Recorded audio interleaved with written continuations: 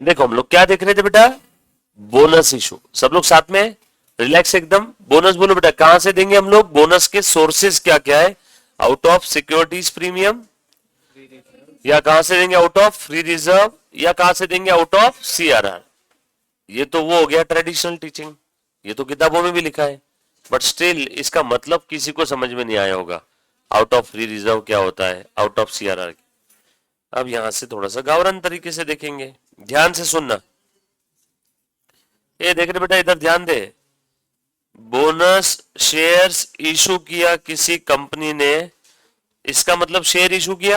अरे bonus share है भी तो, बोनस शेयर भी तो शेयर ही है। जब भी कोई कंपनी शेयर इशू करती है, ध्यान दे बेटा, इधर दिया, जब भी कोई कंपनी शेयर इशू करती है तो शेयर कैपिटल बढ़ेगा या कम होगा?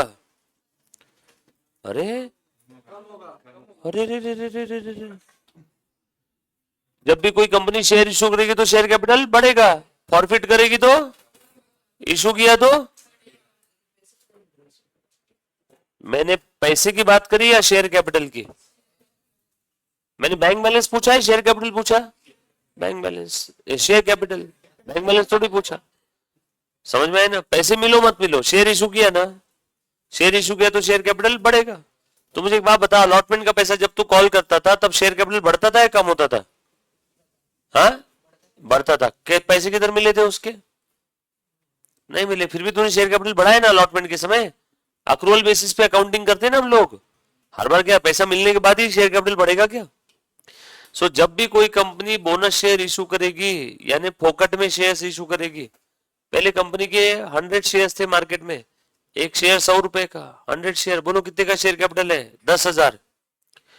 कंपनी ने 10 शेयर और इशू किए, एक शेयर 100 का फुकट में दिया, पर 100 रुपए वाला शेयर फोकट में दिया। अब बताओ नंबर ऑफ शेयर्स कितने हो गए मार्केट में? पहले के 100 और अभी के 10 कितने हो गए? 110। शेयर कैपिटल कितना हो गया? 11,000। जैसे जैसे कंपनी शेयर इशू करती है, ये चाहे फोकट में इशू करो कि पैसे लेके इशू करो, चाहे पैसे के अलावा कंसिडरेशन अदर देन कैश कुछ और लो, जब भी इस ब्रह्मांड में कोई कंपनी शेयर इशू करेगी तो शेयर कैपिटल बढ़ेगा। फिर वो शेयर चाहे कैसे भी इशू करो, बोनस में, पैसे लेके, for consideration other than cash, कुछ भी कुछ भी कुछ भी, शेयर इशू किया तो शेयर कैपिटल बढ़ेगा। कैपिटल का क्रेडिट बैलेंस बढ़ता है तो क्रेडिट करो, ये लो। ये एंट्री समझ में है क्या? आधी, ये आधी है, आधी, पूरी नहीं है। अब बदले में अगर पैसे मिले तो आप क्या लिखते हो? देखो जरा स्क्रीन पे, बैंक अकाउंट डेबिट 10। पैसे मिले क्या बोनस में? तो बैंक अकाउंट डेबिट लिख सकता हूं क्या? नो, वो तो नहीं लिख सकता। बदले में कोई असेट मिली क्या? असेट? नो, असेट भी नहीं मिली तो असेट भी डेबिट नहीं कर सकता। बदले में क्या मिला? कुछ नहीं, तो सर कुछ नहीं लिखने का। ध्यान से सुनना, कोई कंपनी अगर फ्री में बोनस दे रही है, फ्री में शेयर्स दे रही है, तो एक प्रकार से वो कंपनी का फायदा या नुकसान है? कंपनी वो शेयर्स फ्री में दे रही है, मतलब कंपनी का कहीं ना कहीं नुकसान। नुकसान मतलब कंपनी अपना रिजर्व सरप्लस बढ़ा रही है, घटा रही है, कम कर रही है। जब भी तुम फ्री में किसी को कुछ देते हो तो तुम्हारा सरप्लस, तुम्हारा रिजर्व, तुम्हारा प्रॉफिट का बैलेंस, तुम्हारी जमा पूंजी, तुम्हारी सेविंग कम होती है। जब भी तुम फ्री में किसी को कुछ दोगे तो तुम्हारा सेविंग्स कम होगा, तुम्हारा प्रॉफिट कम होगा, सरप्लस कम होगा, रिजर्व कम होगा। यस और नो? फ्री में दिया ना तुमने, बदले में पैसे थोड़ी लिए। तो जब भी तुम किसी को कुछ फ्री में दे रहे हो तो तुम्हारा रिजर्व सरप्लस क्या होता है? कम। तो इसीलिए यहाँ पे क्या लिखूंगा? Reserves and surplus account will be debited. क्योंकि सरप्लस, रिजर्व, फायदा, फायदे का कौन सा balance? Credit balance. Credit balance वाला अकाउंट बढ़ता है तो क्रेडिट करो, कम होता है तो डेबिट करो। बढ़ना कम होना समझेगा ट्रांजैक्शन से। ट्रांजैक्शन में यहाँ पे रिजर्व सरप्लस बढ़ रहा है, कम हो रहा है? कम हो रहा है। रिजर्व सरप्लस कम होता है तो क्या करो? डेबिट। अभी समझा क्या? रिजर्व सरप्लस समझा क्या? बरोबर है। फिर उसके बाद सिक्योरिटीज प्रीमियम का कौन सा बैलेंस? उसका भी क्रेडिट बैलेंस। ये भी बढ़ता है तो क्रेडिट, कम हुआ तो डेबिट। मान लो तुमने रिजर्व सरप्लस से नहीं, सिक्योरिटी प्रीमियम की मदद से शेयर इशू किया, बोनस शेयर, तो डेबिट क्या होगा? Securities premium. डेबिट क्या होगा? Securities premium. मान लो तुमने फ्री रिजर्व की मदद से इशू किया तो डेबिट क्या होगा, फ्री रिजर्व। मान लो तुमने सीआरआर कैपिटल रिडम्पशन रिजर्व की मदद से इशू किया तो डेबिट क्या होगा, CRR capital redemption reserve. CRR क्या होता है, रिडम्पशन ऑफ प्रेफरेंस शेयर में बताऊंगा, वहां पे किसी को लिख के रखना है तो लिख लो। अगला जो यूनिट है ना, इंस्टीट्यूट ने सीक्वेंस गलत दिया करके मैंने तुमको पूछा था कि बच्चों पहले क्या पढ़ना है, बट हमने फिर ये स्टार्ट कर दिया तो ठीक है। CRR redemption of preference shares में आएगा। चलो ये बात समझ में आई क्या। सो कहीं पे भी बैंक का डेबिट किया क्या मैंने, नो।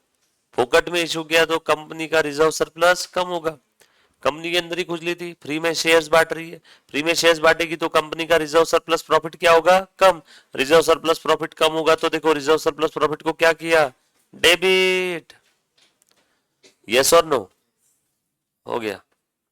बोनस इशू का एंट्री खत्म। कुछ था क्या, ध्यान से सुनना। मान लो एक कंपनी है, इसके ऑलरेडी एग्जिस्टिंग 100 शेयर्स है, एट द रेट एक शेयर 10 का है, टोटल शेयर कैपिटल कितने का हो गया, 1000। Company wants to issue bonus in the ratio of 1:2। Company 1:2 के रेशियो में बोनस देना चाहती है। रुको, 1:2 लिखते ही आप ऐसे गुस्से से देख रहे हैं मेरी तरफ।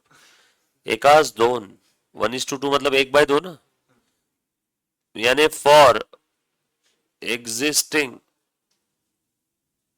2 shares company issuing 1 bonus shares for existing 2 share company issuing 1 bonus share। हर बार जितने बोनस शेयर इशू कर रहे हैं वो ऊपर रहेगा और जितनों के लिए इशू कर रहे हैं वो नीचे रहेगा। आप समझ में। बैलेंस इन रिजर्व्स,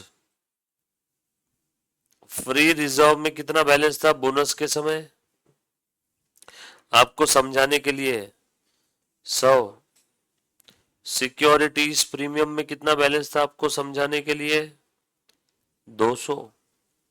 सीआरआर में कितना बैलेंस था आपको समझाने के लिए 200। इतना इतना बैलेंस अवेलेबल था।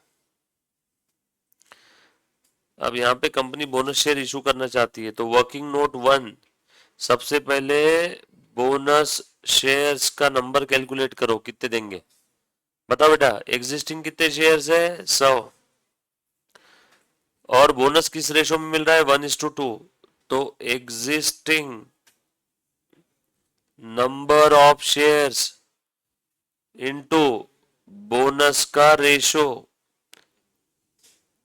हर 2 पे 1 मिल रहा है तो 10 पे 5, 4 पे 2, 100 पे 50।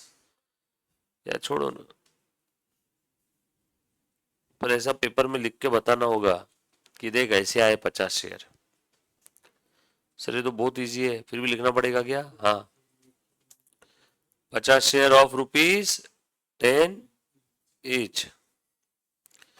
नाउ जर्नल एंट्री करेंगे। अब बोनस इशू करेंगे तो कंपनी का रिजर्व सरप्लस कम हो जाएगा। अरे फ्री में हम लोग फ्री फंड में श्रीखंड बांट रहे हैं, कंपनी का रिजर्व सरप्लस बढ़ेगा या कम होगा, कम होगा। रिजर्व सरप्लस का क्रेडिट बैलेंस बढ़ता है तो क्रेडिट करो, कम हुआ तो डेबिट करो। बढ़ना कम ना समझेगा ट्रांजैक्शन से, ट्रांजैक्शन बोनस का है। और रिजर्व सरप्लस में कंपनी के पास क्या क्या पड़ा है, फ्री रिजर्व है, सिक्योरिटी प्रीमियम है, सीआरआर है। कितने अमाउंट का बोनस है, अमाउंट बताओ, अमाउंट 500। सो है क्या मेरे पास 500 के हिसाब से। फ्री रिजर्व है 100 का, सिक्योरिटी प्रीमियम है 200 का, सीआरआर है 200 का, टोटल हाँ भरपूर है। 500 की जरूरत थी, इत्तेफाक से 500 है मेरे पास। सर नहीं रहते तो क्या करते, मत इशू करो बोनस। समझ में आया क्या। जेब में 2 रुपए नहीं और तुम 20 रुपए की चीज खरीदने जा रहे हो तो मत खरीदो। अगर बोनस इशू कर रहे तो तुम्हारे पास रिजर्व सरप्लस का बैलेंस होना ही चाहिए। सर ऐसा अगर कभी हो गया बोनस इशू करना है ना, हमारे पास रिजर्व सरप्लस ही नहीं है, तो क्वेश्चन ही गलत है, पॉसिबल ही नहीं है। फिर वहां पे आप आंसर लिख देना कि company can not issue bonus share since there is insufficient balance in reserves and surplus. ऐसा कभी होगा नहीं, इंस्टीट्यूट पहले से सब बराबर चेक करके देती है आपको। तो बताओ बोनस शेयर इशू करना है, क्या क्या यूज करेंगे? Free reserve, security premium, CRR. ये तीनों का कौन सा बैलेंस है बच्चों? Credit balance. रिजर्व सरप्लस है ना, क्रेडिट बैलेंस का रूल क्या है? बढ़ता है तो क्रेडिट करो, कम हुआ तो डेबिट करो। देखो बचपन से लेके सतयुग से मैं यही रूल बताते आ रहा हूं। डेबिट बैलेंस वाले अकाउंट बढ़ते हैं तो डेबिट करो, कम हुआ क्रेडिट करो। क्रेडिट बैलेंस वाले अकाउंट बढ़ते हैं, क्रेडिट करो, कम हुआ डेबिट करो। बढ़ना कम ना समझेगा ट्रांजेक्शन से। इसके अलावा अकाउंटिंग में पढ़ा क्या है हमने? यही रूल है, यही ब्रह्मांड है, यही असीम सत्य है, यही है सब कुछ, बस इसके अलग अलग रूप है। हमने इस रूल के अलावा अकाउंटिंग में और दूसरा कुछ नहीं देखा है। सर क्या यार, इसके लिए 4,000 रुपए लिए क्या आपने? हाँ ऐसे ही समझो, वो बेसिक रूल बताने के ही पैसे। सर वो तो 5 मिनट में चलते फिरते लिफ्ट में भी ऊपर नीचे आते आते बता देते, मैं बता देता। गिटार खरीदने के लिए 5 ही मिनट लगते हैं, और उस गिटार पे 10,000 गाने बजाना सीखना उसके लिए 5 मिनट लगते हैं क्या? गिटार तो आप 5 मिनट में खरीद लोगे, पर अब उस गिटार पे 10,000 गाने आपको सीखने बजाना है, तो अब कितनी प्रैक्टिस लगेगी? बस वैसा ये रूल का है। समझ में आई क्या बात? क्या छोड़ो अभी यहाँ पे। तो मैं कि नहीं ये सब यूज करता हूं, ये यूज कर रहा हूं, ये यूज कर रहा हूं, ये यूज कर रहा हूं। यूज करूंगा तो ये सब कम हो जाएगा। थैंक यू भाई, थैंक यू सो मच भाई। ये यूज करूंगा तो बढ़ेगा या कम होगा? अरे किसी चीज को यूज करते तो बढ़ती है कम होती है? हाँ वेरी गुड। कम हो रहा है तो क्या करेंगे? तो फ्री रिजर्व को क्या करूंगा मैं? सिक्योरिटी प्रीमियम को क्या करूंगा? सीआरआर को क्या करूंगा? सर फ्री रिजर्व का मतलब क्या है? फ्री रिजर्व यानी ऐसा रिजर्व जो कि अदरवाइज अवेलेबल है फॉर डिविडेंड डिस्ट्रीब्यूशन। हर वो रिजर्व जो डिविडेंड डिस्ट्रीब्यूट करने के लिए अवेलेबल है उसे फ्री रिजर्व बोलेंगे। सर सीधा सीधा बोल दो ना प्रॉफिट। हाँ बोल सकते हैं, पास्ट के प्रॉफिट को हम लोग फ्री रिजर्व ही बोलते हैं। करंट ईयर का जो प्रॉफिट है उसको बोलते हैं पीएनएल अकाउंट का क्रेडिट बैलेंस, और जो भूतकाल का कमाया हुआ प्रॉफिट है जो आपने इकट्ठा करके रखा है उसको बोलते हैं हम लोग reserve, free reserve. So free reserve यानी पास्ट ईयर प्रॉफिट, बट है तो प्रॉफिट ही। सो फ्री रिजर्व यानी ऐसा रिजर्व जिसको हम लोग डिविडेंड बोल के बांट सकते, फ्री रिजर्व। जिसको डिविडेंड बोल के नहीं बांट सकते, नॉट अ फ्री रिजर्व। समझ में आया क्या? जैसे आपको आपके पापा ने दिए 500 रुपए और आपको बोला जा जाके मार्केट से सामान लेके आ जा। सामान कितने का आने वाला है? 400 का। आपने पापा को पूछ लिया पापा सामान तो 400 का आएगा, मुझे 500 दिए। पापा ने बोला ऊपर के 100 तू रख लेना। अब बताओ उस 500 में फ्री रिजर्व कितना है? 100। आप उसे किसी भी पर्पस के लिए यूज कर सकते हैं, और आपकी जिम्मेदारी कितनी है? 400। समझ में आ रही है बात सभी को? यस और no? So free reserve is such a reserve which is otherwise available for the dividend distribution. Company उस रिजर्व को डिविडेंड बोल के बांट सकती है, वो रिजर्व को क्या बोलेंगे? Free reserve. ऐसा रिजर्व जिसे कंपनी डिविडेंड बोल के बांट सकती है उस रिजर्व को हम लोग कहते हैं free reserve. which is otherwise available for dividend distribution is called as free reserve। ये बात समझ में आई? और जो स्पेसिफिक रिजर्व होते हैं उसे हम लोग डिविडेंड बोल के बांट नहीं सकते। मैं यहां से दगड़ू सेठ हलवाई मंदिर में गया, वहां पे बिल्डिंग का काम चल रहा था। उन्होंने बोला कुछ डोनेशन दे दो बिल्डिंग के लिए। बोला हाँ मैं देता हूं। मैंने 5,000 रुपए का चेक काट के दे दिया और उनको बोला बिल्डिंग के लिए। तुम बताओ दगड़ू सेठ हलवाई को जो 5,000 मिले वो फ्री रिजर्व है कि स्पेसिफिक रिजर्व है? स्पेसिफिक पर्पस के लिए डोनेशन मिला ना, तो वो उनकी जिम्मेदारी है, वो बिल्डिंग के लिए ही यूज करेंगे। लेकिन मैंने उनको 5,000 रुपए दे दिए और कुछ बोला नहीं, स्पेसिफाई नहीं किया किस पर्पस के लिए, तो मजे में। अब वो किसी भी पर्पस के लिए यूज कर सकते हैं। पंडित की सैलरी देना, इलेक्ट्रिसिटी बिल भरना, साफ सफाई के लिए, प्रसाद के लिए, बिल्डिंग के लिए, जो पर्पस के लिए यूज करना है। समझ में आया क्या? सो फ्री रिजर्व हम लोग डिविडेंड बोल के भी बांट सकते हैं और कोई पर्पस के लिए भी यूज कर सकते हैं, बट स्पेसिफिक रिजर्व डिविडेंड बोल के बांट नहीं सकते। ये बात समझ में आई? इसलिए फ्री रिजर्व में एक पॉइंट आ गया डिविडेंड वाला इंपॉर्टेंट। ऐसा रिजर्व जिसको डिविडेंड बोल के बांट सकते हैं। डिविडेंड क्या होता है मालूम है ना सभी को? कंपनी जो प्रॉफिट अर्न कर रही है उस प्रॉफिट को टुकड़ों टुकड़ों में तोड़ तोड़ के सबको दे देती है। So dividend is the distribution of the profit by the company to its मालिक, मालिक शेयर होल्डर। मालिक को प्रॉफिट मिलता है ना, तो कंपनी के शेयर होल्डर्स को जो प्रॉफिट का हिस्सा मिलता है उस हिस्से को आप लोग क्या बोलते हो? डिविडेंड। यस और नो?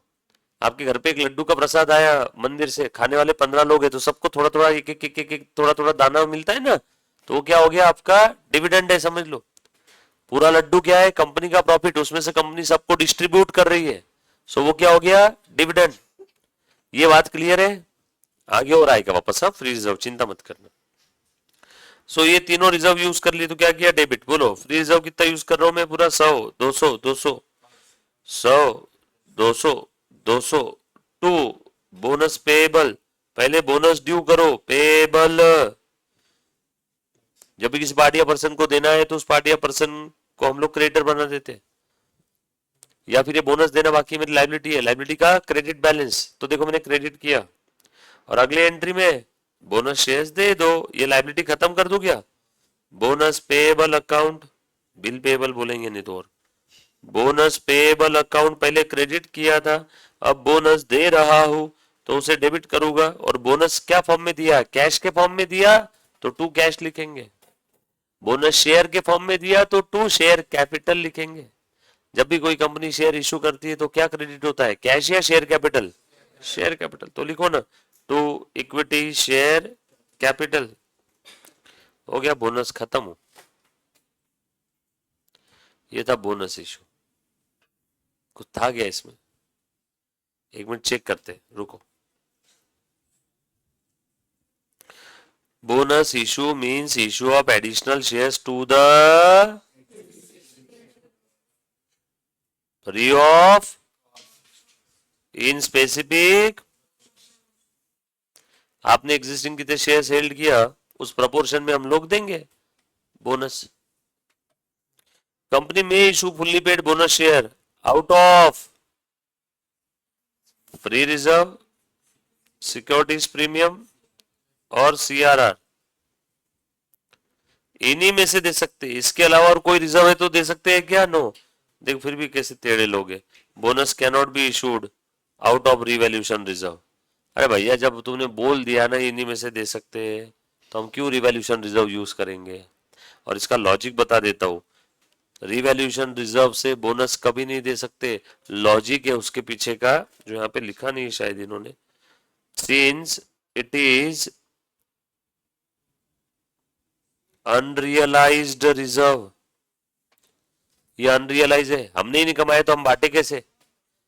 अमुक तेरे पास में तेरे दादाजी के लिए भी एक पुरानी जमीन है यहाँ पे पुणे में, डेक्कन के बाजू में, तेरे को मालूम है, पुरानी जमीन है, मैदान है पूरा। आज उसकी कीमत 150 करोड़ रुपए है और वो जमीन उन्होंने ली थी 1 करोड़ में। कितने का फायदा हो गया? 149 करोड़ का। पार्टी तो दे, चाय तो पिला कम से कम। तो ये क्या बोलेगा? 149 करोड़ का फायदा हुआ सर, बट किधर है? जेब में है क्या मेरे? सब जेब ऐसे फाड़ के दिखा दी इसने, आई मीन बाहर निकाल के। मतलब हाँ यार बात तो सही है, मतलब फिर किधर है 149 करोड़? तो ये बोला जमीन में फंसा हुआ है, अभी तक रियलाइज हुआ, मेरे पास आया, मुझे मिला, मुझे नहीं मिला, मतलब वो अनरियलाइज है। जो मुझे ही नहीं मिला मैं आपको पार्टी कहां से दूं? जिस दिन 149 करोड़ मेरे खाते में आ जाएंगे उस दिन मैं आपको पार्टी दे दूंगा, पर तब तक वो क्या है? अनरियलाइज्ड। बहुत सारे शेतकरी लोग हिसाब लगाते, कांदा अराउंड प्रोडक्शन करने के लिए 1.5-2 रुपए किलो लगता कॉस्ट, और कांदे के भाव चल रहे 80, और इनके पास कांदा है समझ लो 10,000 किलो। पर किलो कितने का फायदा? 78। 78 इंटू 10,000, 78 इंटू 10,000, 7,80,000। और मस्त ये सा उसने हिसाब लगाया शेतकरी ने, फार्मर ने, कि मैंने कांदा 2 रुपए पर किलो मेरी कॉस्ट है, मार्केट रेट 80 रुपए किलो है, और ये इसमें मेरा फायदा होने वाला है 7,80,000। और वो सो गया मस्त, ये सोच के कि 780 जैसे उसने कमा लिए। कमा लिए क्या? ये पैसा कहां फंसा है अभी? कांधे में। अभी रियलाइज हुआ है क्या? नो। जब तक रियलाइज नहीं होता है तब तक वो क्या है? Notional gain, unrealised gain. So जो हमें ही नहीं मिला हम उसे बोनस बोल के बांट सकते हैं क्या? वो हेरा फेरी में देखा है ना बाबू भैया, उनको पैसे मिले भी नहीं उसके पहले वो सबको बुला लेता है। हाँ तेरा कितना है रे? 10,000। चल ठीक है तू 11 ले लेना। तेरा कितना है? सब 25,000 है। चल ठीक है तू 30,000 रुपए ले लेना। और फिर बियर वाले को फोन करके बोलता है तू एक काम कर रे बाबा, रोज की कटकट नको, ऊपर टाकी के अंदर में ना बियर भर के चले जा पूरी, और उसका एक नल मेरे कमरे में पलंग के बाजू में। तो जब भी नींद से उठा तब नल खोला, बियर अंदर। समझ में आया क्या? तो सबको बड़े बड़े ख्वाब दिखा देता है। और फिर अक्षय कुमार आकर के क्या बोलता है? अभी तक भैंस ने बच्चा भी नहीं दिया और ये दही बेचने की बात कर रहा है। मतलब वो सब गेन कैसा था उनका? अनरियलाइज्ड गेन था। कैसा गेन था? अनरियलाइज। अनरियलाइज गेन बांट सकते हैं क्या किसी को? वरना आपका बाबू भैया हो जाएगा। समझ में आ रहे हैं सभी को? सो ये अनरियलाइज रिजर्व है, इसीलिए रिवैल्यूएशन रिजर्व को हम लोग डिविडेंड बोल के या बोनस बोल के डिस्ट्रीब्यूट नहीं कर सकते। बराबर ना? बहुत बार बच्चे क्या करते हैं स्टूडेंट लाइफ में, अपनी कोई गर्लफ्रेंड बन गई तो उसके साथ बड़े बड़े वादे कर देते उसको, तेरे लिए अपन ऐसा करेंगे वैसा करेंगे। अरे जो चीज तेरे हाथ में नहीं है तो उसके वादे मत कर, माँ बाप डिसीजन लेने वाले हैं। समझ में आया क्या? सही है। ये ऐसा तेरी तरफ क्यों देख रहे हैं?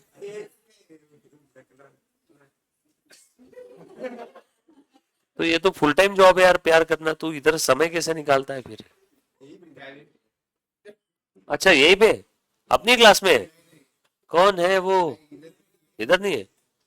वरना अपन रोज साथ में बिठाते दोनों को। आओ बैठो। और फिर एक दिन इनके पापा को बुला लेते थे चुपचाप में, लास्ट पीछे बैठे रहते थे। अच्छा। और मैं उनको बोलता अंकल जी देखो स्पीड इसकी, रफ्तार, सम कैसे खटाखट सॉल्व कर रहा है, खटाखट खटाखट खटाखट।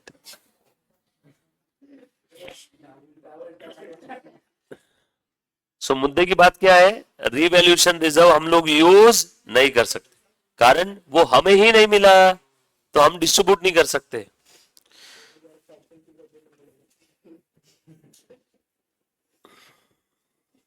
बोनस की प्रोविजन कौन से सेक्शन में दी है बेटा बताओ तो?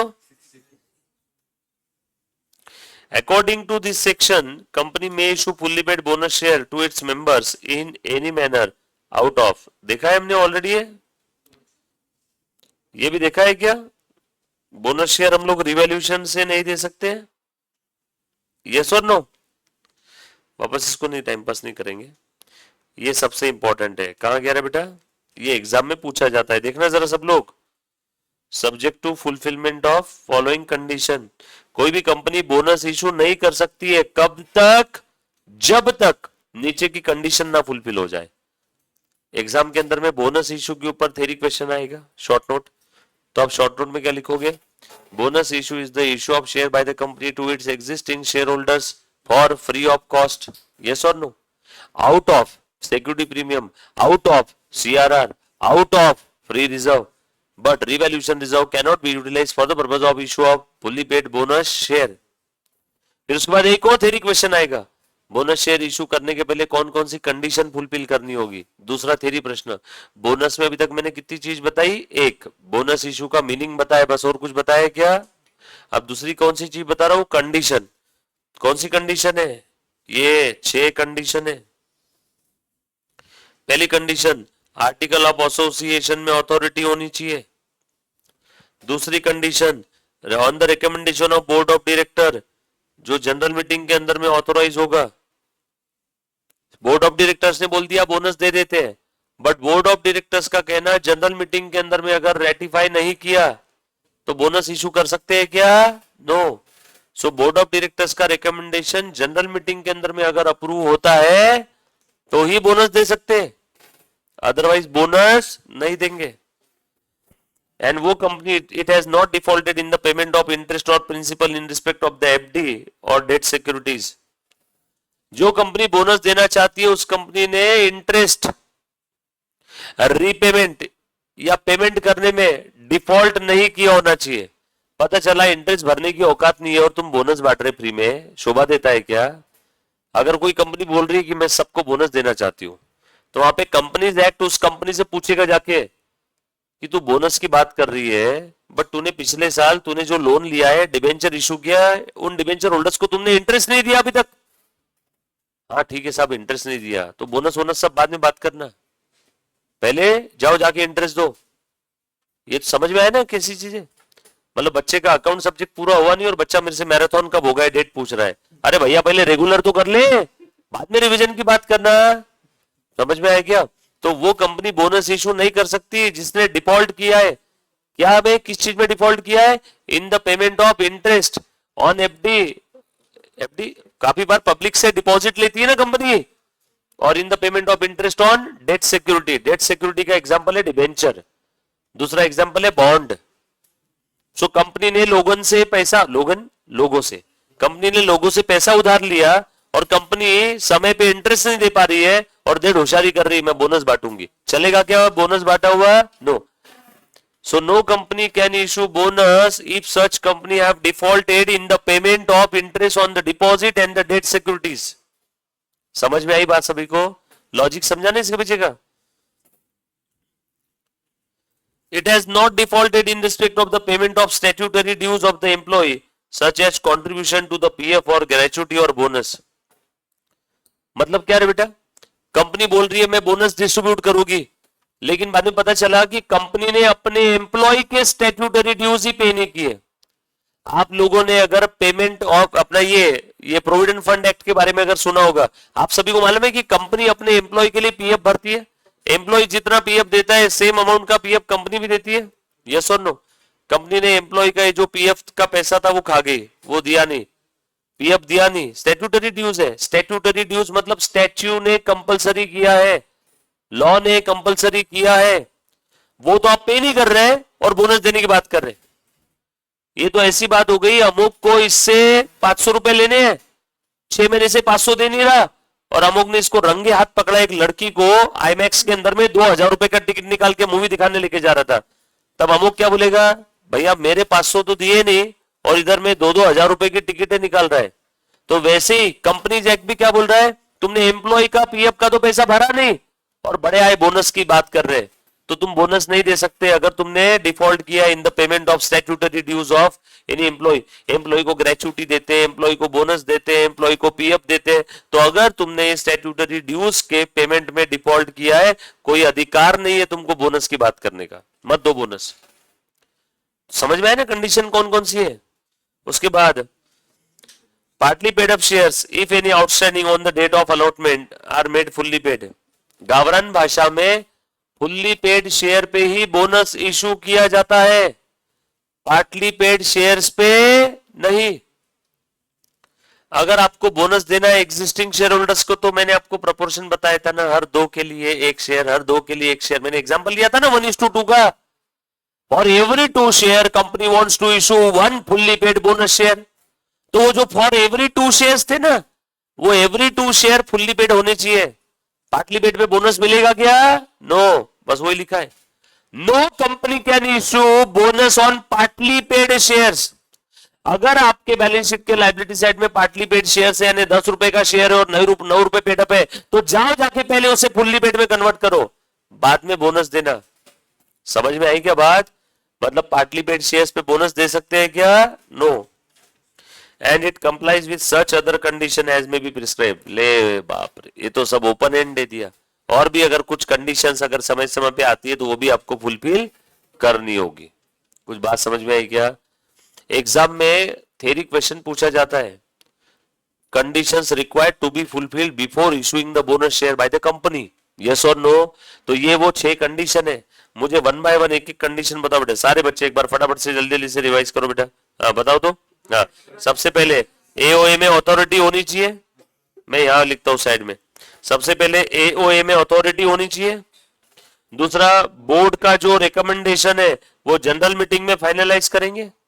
कंपनी ने डिफॉल्ट नहीं किया रहना चाहिए, किसमें? इंटरेस्ट और प्रिंसिपल रीपेमेंट में। नो डिफॉल्ट, नो डिफॉल्ट, फिर से no default in statutory dues of employee. फिर उसके बाद कंपलसरी फुल्ली पेड होना चाहिए, fully paid shares only, only, यानी पार्टली पेड पे बोनस नहीं मिलेगा। and such other condition as may be prescribed. बच्चों के काफी सारे सवालों के जवाब मिल गए। सर थ्योरी कैसे पढ़े? ऐसे जैसे हमने पिछले 10 मिनट पढ़ा। दूसरा सवाल, सर थ्योरी में समरी नोट्स कैसे निकाले? ऐसे जैसे हमने अभी लाल पेन से साइड में लिखा। सर थ्योरी रिकॉल कैसे करें? ऐसे जैसे अब मैं आपको करवा के बताऊंगा। है ना, थ्योरी में दिक्कत आती है बच्चों को, समरी नोट्स ऐसे निकालना। चलो रिकॉल करो बेटा, फटाफट से सब बताओ दो। सबसे पहली condition AOA, board of director का। अब पूरा नहीं पढ़ते रहने का, पागल है क्या हम? इतनी देर से पूरा पढ़ रहे थे, अब क्या है एक एक वर्ड। अब एक वर्ड बोल दिया तो आपको याद आ जाएगा क्या अंदर का? एओए, बोर्ड ऑफ डायरेक्टर का रिकमेंडेशन जनरल मीटिंग में फाइनलाइज करवाना है। इंटरेस्ट और प्रिंसिपल रीपे और पेमेंट में अगर डिफॉल्ट किया होगा तो बोनस इशू नहीं कर सकते। No default in statutory due, no default in interest principal repayment, fully paid shares चाहिए, पार्टली पेड पे बोनस नहीं चलेगा, एंड सच अदर। समझ में आएगा? याद हो जाएगा सभी?